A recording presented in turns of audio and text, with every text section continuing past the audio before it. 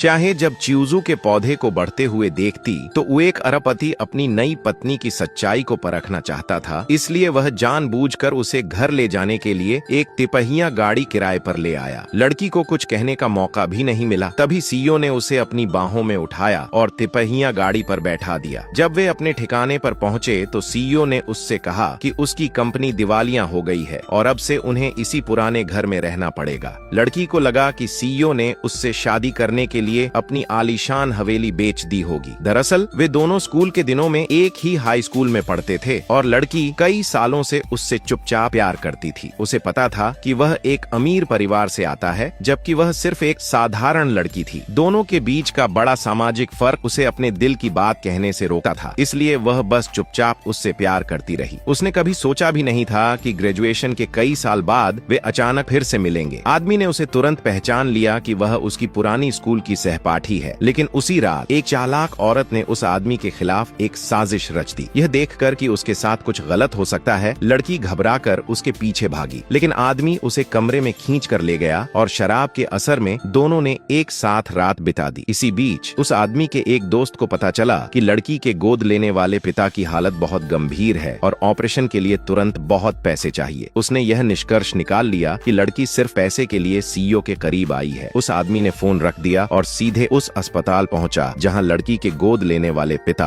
भर्ती थे। लड़की को अपने पिता के इलाज के लिए $8 लाख की जरूरत थी और वह अपने सभी दोस्तों को फोन कर चुकी थी, लेकिन कहीं से भी इतने पैसे इकट्ठे नहीं हो पाए। तभी अचानक सीईओ उसके सामने आ गया और उसने उसे एक सौदा प्रस्तावित किया। उसने कहा कि अगर वह उससे शादी कर ले तो वह उसके गोद लेने वाले पिता के इलाज का पूरा खर्च उठाएगा। लड़की के मन में बहुत संघर्ष हुआ, लेकिन आखिरकार उसने इस प्रस्ताव को स्वीकार कर लिया। जब लड़की उसके साथ उस पुराने घर में रहने आई तो आदमी को लगा कि शायद उसे यह घर पसंद नहीं आएगा, लेकिन लड़की के मन में गहरा अपराध बोध था। उसे लगा कि उसके पिता के इलाज का खर्च देने के बाद आदमी के पास पैसे नहीं बचे, इसलिए उसे इतने छोटे घर में रहना पड़ रहा है। उसने मन ही मन फैसला किया कि वह कड़ी मेहनत करेगी, पैसे कमाएगी और अपने पति का एहसान चुकाएगी। अपनी नई शादी का जश्न मनाने के लिए उन्होंने रेड वाइन की एक बोतल खोली, लेकिन लड़की जल्दी ही नशे में हो गई। वह बोतल को गले लगाकर बोली कि वह इस पर अपना नाम लिखना चाहती है। आदमी को याद आया कि स्कूल के दिनों में लड़की की आदत थी कि वह अपनी हर चीज पर अपना नाम लिख देती थी। वह कहती थी कि ऐसा करने से उसे लगता है कि वह चीज सच में उसकी है और उसे एक तरह की सुरक्षा महसूस होती है। इसी वजह से बाद में उस आदमी ने चुपके से अपने हाथ पर लड़की का नाम टैटू भी बनवा लिया। जब आदमी नहाकर बाहर आया तो लड़की पहले ही सो चुकी थी। तभी अचानक उसकी माँ का फोन आया। उसकी माँ उसकी पत्नी से मिलना चाहती